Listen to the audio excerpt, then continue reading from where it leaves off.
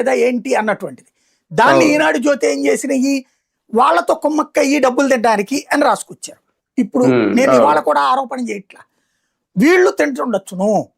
ఎందుకు 2,500,000 current, 2,500,000 megawatt ఒకేసారి లోటు వచ్చింది 3 కంపెనీల్లో అంటే, 3 ఫ్యాక్టరీలు అంటే ఖచ్చితంగా కుట్ర ఉండాలి. ఒకేసారి జరిగిందంటే నెంబర్ 1 అది.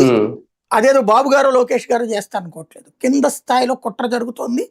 వాళ్ళు మన అభిమానుల్లాగా చెప్పుకుంటూ తినడానికి ప్లాన్ చేస్తున్నాడు ప్రైవేట్ సంస్థల నుంచి. ఇది చెక్ చేసుకోవాలి. రెండవది, ఇప్పుడు ఛార్జ్, ఇప్పుడు ఈ కోత కారణంగా ఏమవుద్దంటే, ఇప్పుడు కరెంటు కోతలు వస్తున్నాయి మనకి. ఇప్పుడు జనం తిట్టుకునేది ఉద్యోగిని తిట్టుకోరు, అధికారిని తిట్టుకోరు, ప్రభుత్వాన్ని తిట్టుకుంటారు.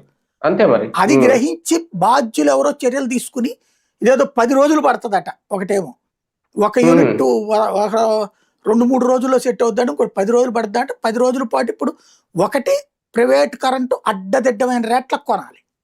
రెండవది, అది చాలట్లేదు, అందుబాటులో లేదని రాశాడు ఈనాడు. అంటే అప్పుడు కోతలు పెడుతున్నట్టు, ఇది దారుణం అవుతుంది అనమాట.